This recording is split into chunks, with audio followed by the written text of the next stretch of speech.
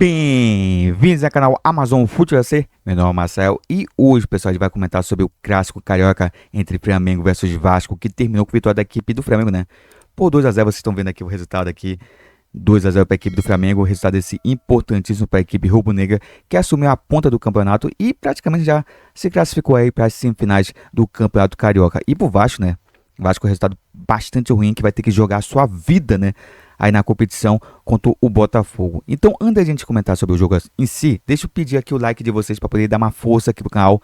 Caso você não seja inscrito, já se inscreve aqui no canal, tá, pessoal? Muito importante você que está acompanhando aqui o vídeo, deixar o like, se inscrever aqui no canal e também, pessoal, não se esqueça de acionar o sininho de notificação para você não perder nenhum conteúdo aqui do canal. Beleza, pessoal? Então vamos lá. Vamos comentar sobre o jogo em si, porque é o seguinte.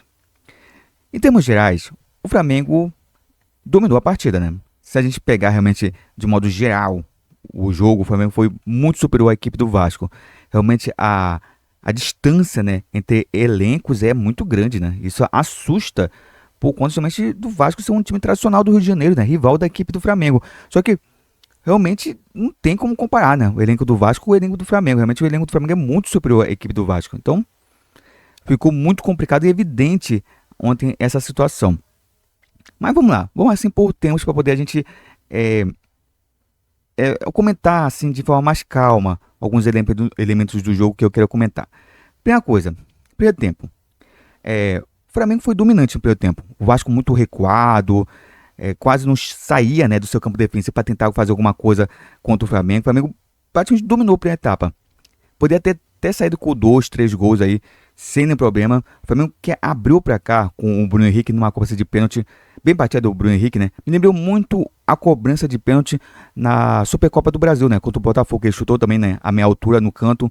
O goleiro da equipe do Vasco quase que consegue chegar na bola, né? Foi certinho o Léo Jardim, mas não conseguiu fazer a defesa. E assim o Flamengo fez o primeiro gol. Sobre o lance do pênalti. Sinceramente falando, para mim foi pênalti, porque você vê ali pelo replay que tem um toque ali do jogador da equipe do Vasco ali na perna do jogador da equipe do Flamengo, no caso o Prata. Eu esqueci o nome do jogador da equipe do Vasco, é um jovem, né, que veio da base e estava jogando aí no time profissional agora, no clássico. Mas o que me chama a atenção justamente é isso, né, que o cara é meia e o cara estava lá na defesa. Isso só mostra como que o Vasco estava bagunçado taticamente na partida. Não tinha ali uma definição tática por parte da equipe do Vasco. Era todo mundo ali, todo mundo por si, Deus por todos, né? Era sabe, aterrorizante, desesperador pro torcedor do Vasco ver essa defesa do Vasco jogando não só ontem, né? Mas durante todo o campeonato. Realmente a defesa do Vasco é muito mal, né? E isso também veio me chamando a atenção porque, poxa, o Vasco contratou, teve muitos reforços aí no seu campo defensivo, mas parece que continua da mesma forma do ano passado, né?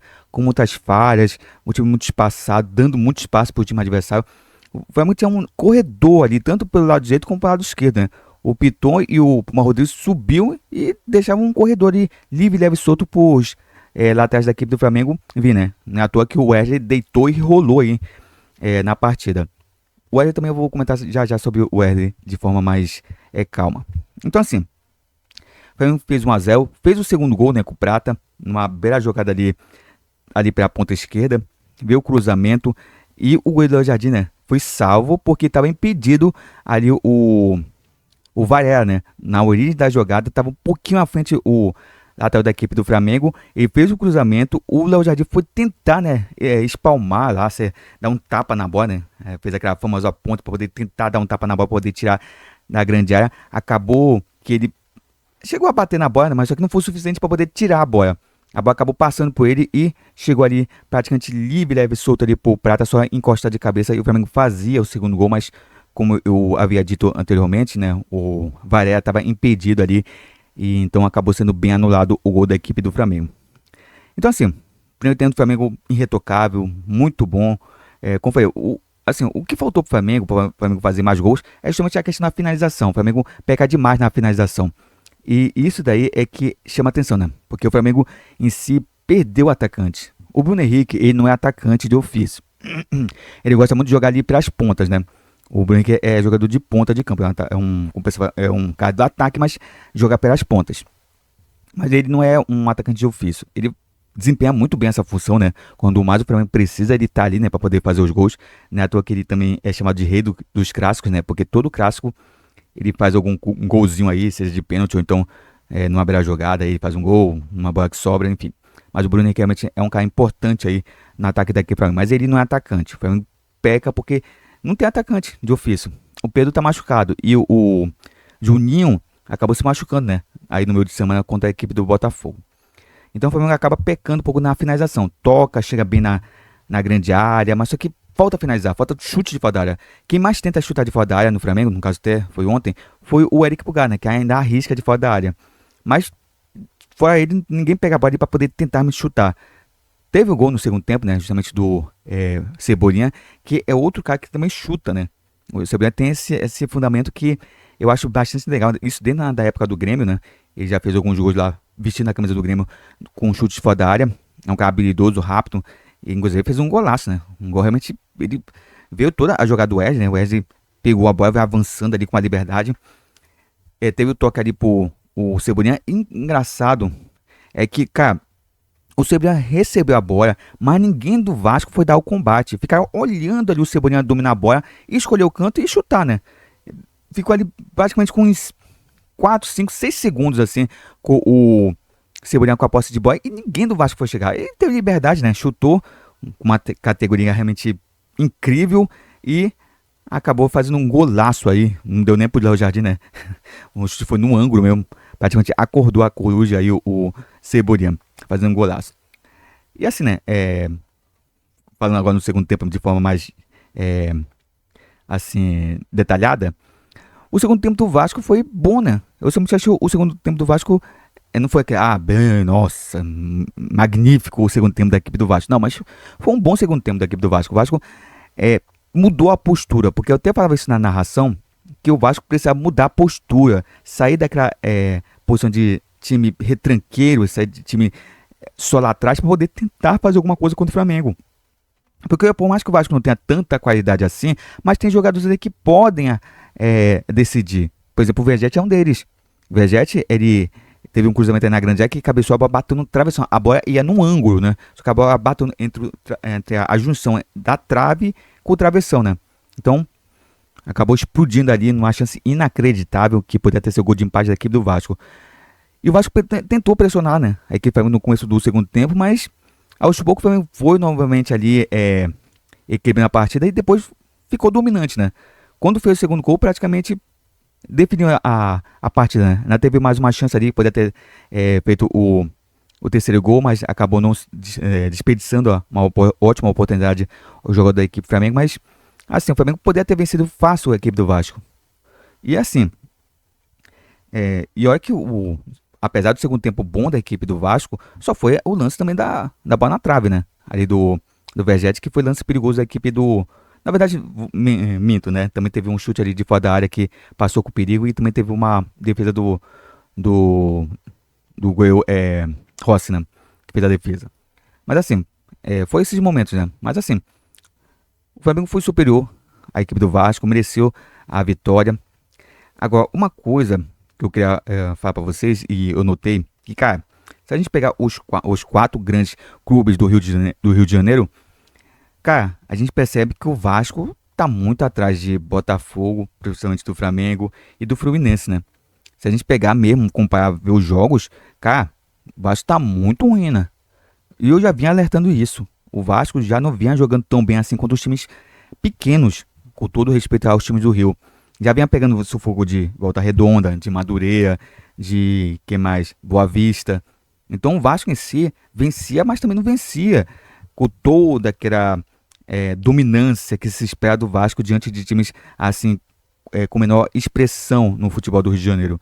Então o Vasco já vinha mal assim. Tanto é que no último jogo, com aquele empate, né? O Vasco já vinha... O pessoal do Vasco já vinha meio que tenebroso, assim. Já vinha meio assim, com medo do que poderia acontecer no clássico contra a equipe do Flamengo. Eu já via isso. E agora realmente a gente vê que realmente a situação tá difícil pro Vasco. Até porque o pessoal cobra demais do Pedrinho. Reforços, o Vasco precisa de reforços. Principalmente ali no setor de ataque, né? Praticamente só tem o Vegete ali na frente. Só tem o Vegete. E a jogada do Vasco é essa, né? Pegar a bola, fazer o cruzamento lá pra grande área, pro Verratti se virar e tentar fazer o gol, né? E é muito pouco, né?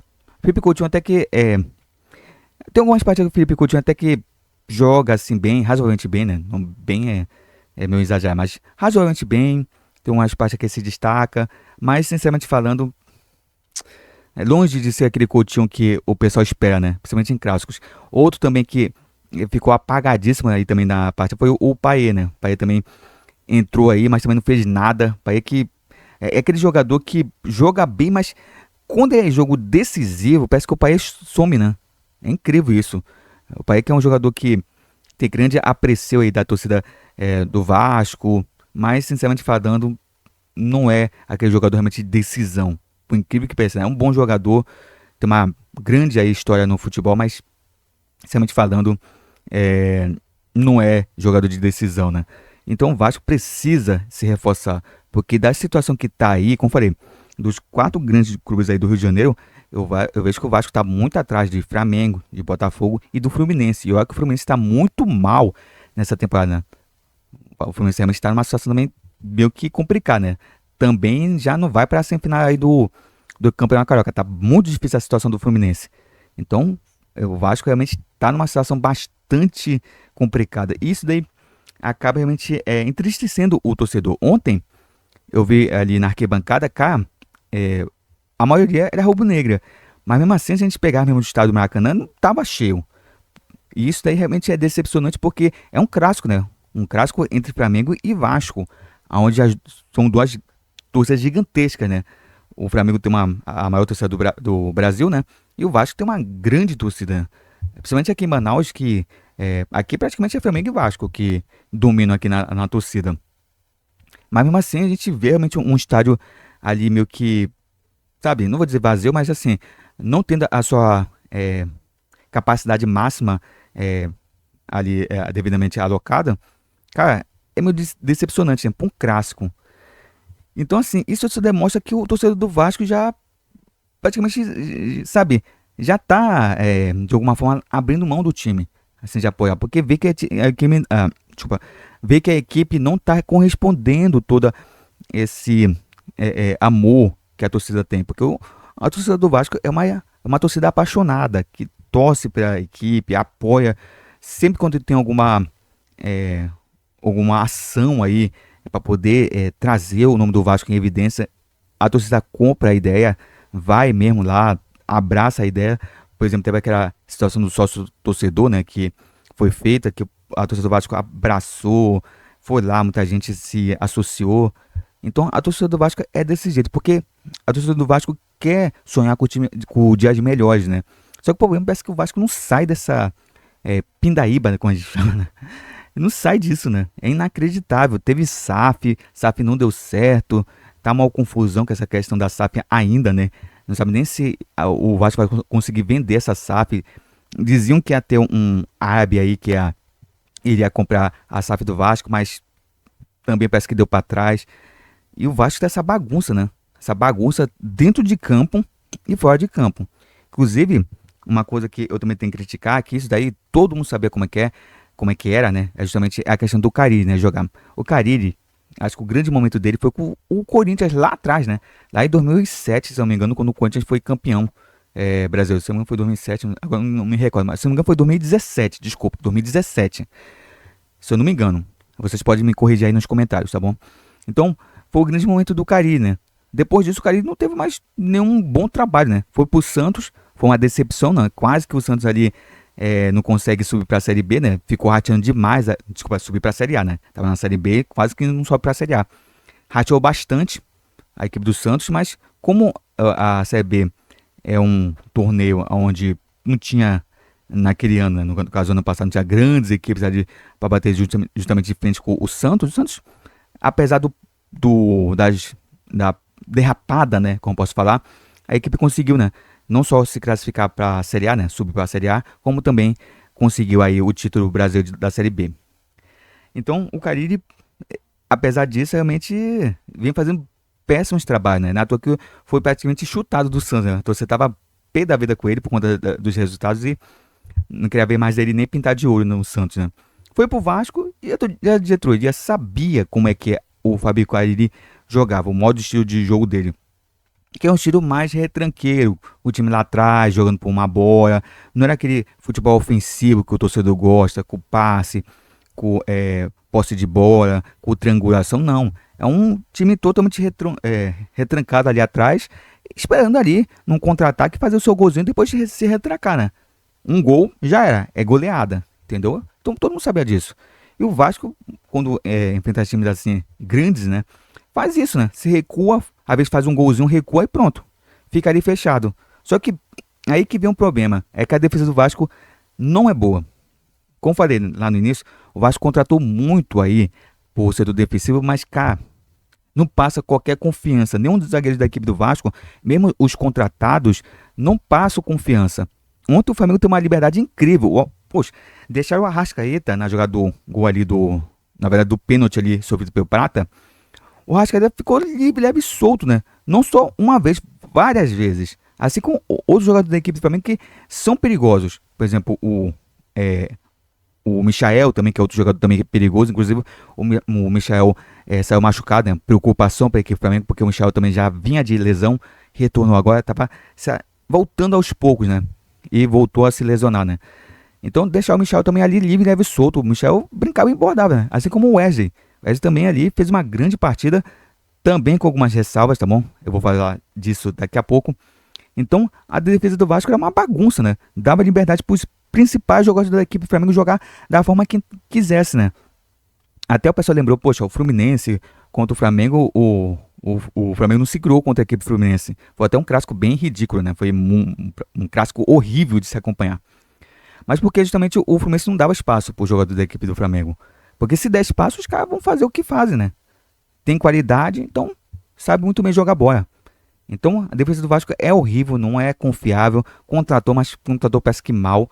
Eu sei que ainda é muito cedo para alguns jogadores ali para poder definir se vão ser bons ou não, mas pelo que eu vi até agora, realmente não passa qualquer tipo de confiança. E isso daí é muito mal, porque o Vasco já sofreu demais ano passado por conta de falhas defensivas, né? Quase que foi rebaixado, né? Se não fosse aquela arrancada ali, que conseguiu ganhar alguns pontos ali, ganhou alguns jogos, o Vasco estaria brigando ali até na última rodada novamente para não cair, né? Então seria bastante complicado. Bem, eu quero falar do Wesley, porque é o seguinte, o Wesley é um time daquele jogador que conseguiu dar a volta por cima, né? Eu já vim citando ele em alguns vídeos, né? Como exemplo de superação, né? Porque ano passado, nessa mesma época, né? O pessoal criticava muito o Wesley, queriam que ele saísse, fosse vendido, e quase que ele foi vendido para o futebol italiano. Então é um jogador que evoluiu demais, principalmente depois que o Felipe Luiz, né, veio aí para a equipe do Flamengo, então ele conseguiu realmente pegar e lapidar, né, o Wesley. Só que, cara, ontem, apesar de ele ter jogado bem, né, ele também tava muito, sabe, forçando alguma jogada, né. Jogada de efeito é legal, sim, quando ela é efetiva, quando é para frente, em busca do gol, em busca da grande área. Agora, quando o cara começa a fazer muita firula, muita coisa assim, em lance no meio de campo e tudo mais, cara, não dá, né? Faz com feijão com arroz, pronto, já tá o suficiente. Agora o Wesley também, sabe, exagerou demais nisso. E até irritou o jogador da equipe do Vasco, né? No finalzinho da partida, o Wesley fez ali um lance de efeito, o jogador da equipe do Vasco deu uma porrada nele. Aí se levantou e foi pra cima do jogador da equipe do Vasco. Assim como o jogador da equipe do Vasco também foi pra cima dele, né? Aí criou uma situação, sabe, uma confusão generalizada ali no gramado. E, cara, o jogador tem que ser inteligente. Cara, final de partida, o jogo praticamente ganho. Cara, não tem necessidade disso. Não tem necessidade. Pega, faz o feijão com arroz, toca. Ah, pegou a porrada, não vai pra cima do adversário. Porque você acaba se arriscando de pegar uma expulsão de graça. Olha, o exemplo disso foi justamente no meio de semana. O Gerson foi expulso foi expulso de graça, né? Porque ficou ali no meio do bolão, o juiz pegou e entendeu que ele ali também participou da confusão ali na troca de socos ali com o jogador da equipe do Botafogo e acabou sendo expulso, né?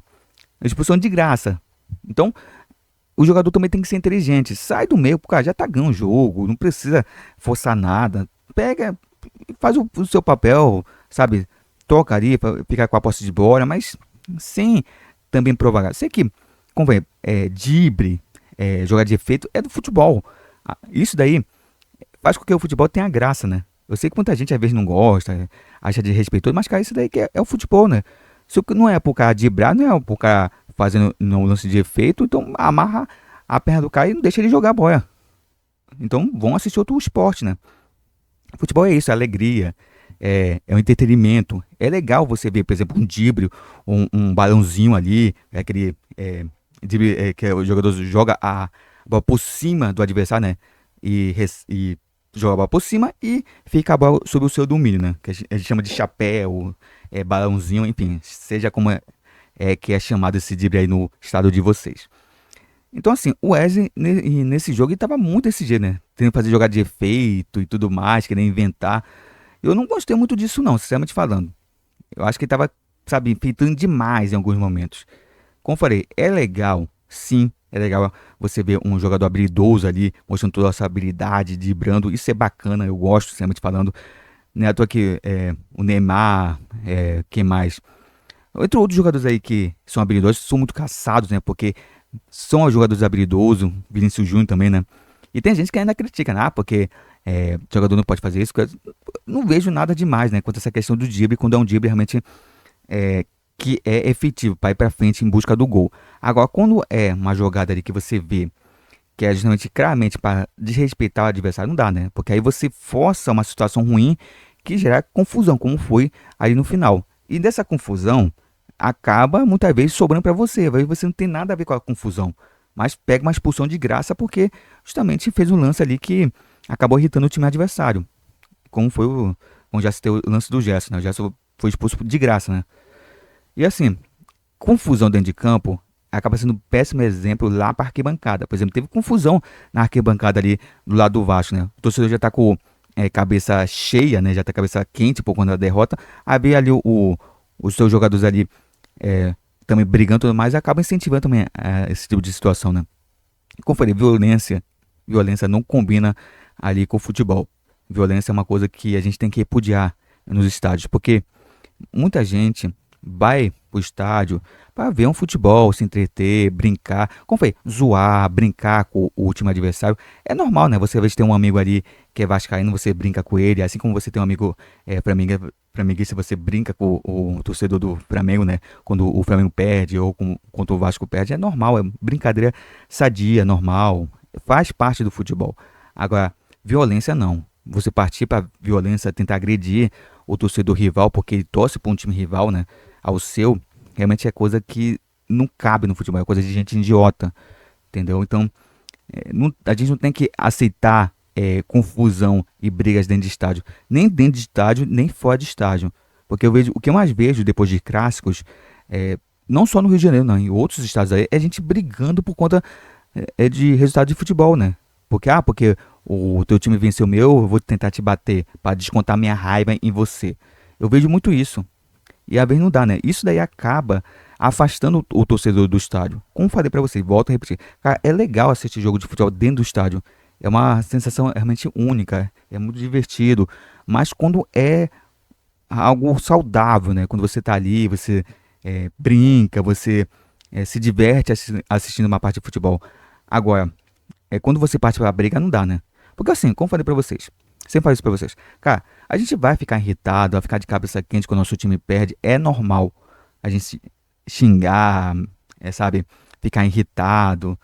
Isso daí é do ser humano, né? O ser humano tem essa coisa, né? De se irritar quando algo realmente desagradável acontece, né? Ele acaba ficando irritado. Mas, cara, a parte pra violência não dá, né? Então, assim, as pessoas têm que ter um pouco de cabeça nesse momento, né? Não só as pessoas, os torcedores, mas também com os jogadores também. Tem que manter a cabeça fria, porque partir para a violência não vai resolver nada. Não vai. Sabe, você ir lá partir pra cima do juiz, porque eu tô inconformado com uma marcação. Cara, terminou o jogo, não tem mais o que fazer, né? Já não tem mais o que se resolver. Poxa, é chato quando tem uma marcação errada, quando tem um erro de arbitragem. Sim, é muito chato. Mas o que o cara vai fazer? O cara vai dar um soco na cara do juiz, acha que o juiz vai voltar atrás, vai poder marcar um pênalti, uma falta, ou então e vai dar um gol que estava em posição irregular. Não vai voltar atrás. Então, o jogador também tem que ter essa cabeça, porque muitas vezes perde a cabeça, aí é suspenso de forma de graça, é expulso de forma de graça. Então o jogador também tem que ter inteligência. E tem muito jogador ali que é veterano, que já tem longa carreira aí no mundo do futebol. Então, às vezes age como um garoto, né? Um garoto da base que saiu da base e tá jogando no profissional.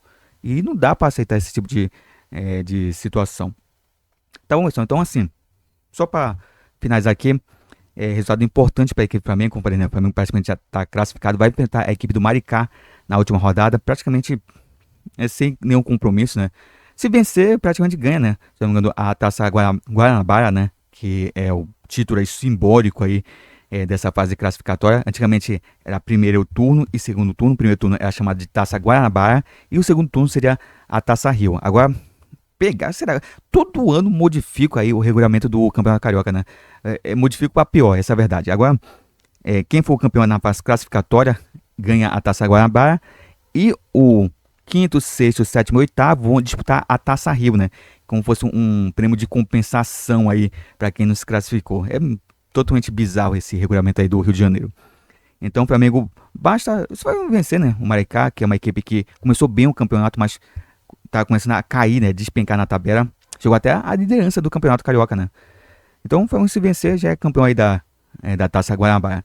Agora, pro Vasco que a situação complica, né? Como eu falei lá na introdução, o Vasco, com essa derrota aí pro Flamengo, fica ali na quarta colocação ainda. Pro Vasco classificar, basta um empate, mas também depende muito dos outros resultados, né? Porque tá todo mundo ali muito embolado. Então, o Vasco em si, para poder ter certeza que vai para semifinais do Campeonato Estadual, vai ter que vencer a equipe do Botafogo, para poder não ficar ali dependendo de nenhum resultado, entendeu? Agora, se o Vasco perder pro Botafogo, já era. O Vasco fica fora das semifinais do Campeonato Estadual, que vai ser realmente vai ser complicado, hein? Vai ser muito complicado. Eu acho que até o Carille nem vai resistir a uma eliminação assim no Campeonato Estadual, porque realmente tá difícil, tá muito difícil a vida do torcedor do Vasco.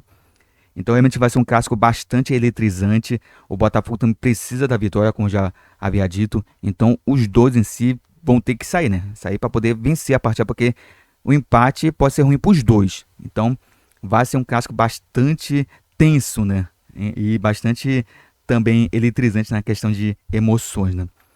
E eu acho que realmente, se não se classificar, realmente vai ser muito complicado. E eu temo muito pela temporada do Vasco, né? Porque o Vasco tá muito mal mesmo. E se o Vasco não se cuidar, não tentar trazer alguns reforços aí de peso para poder realmente, sabe, dar mais estrutura para esse elenco, realmente vai ser uma temporada bastante complicada e o Vasco, infelizmente, né, pro torcedor, vai brigar novamente para não cair. Possa ser que o Vasco queime minha língua, né? O Vasco ainda possa brigar por alguma coisa, mas pelo que a gente está vendo nesse exato momento, o futebol realmente do Vasco é muito pobre, né?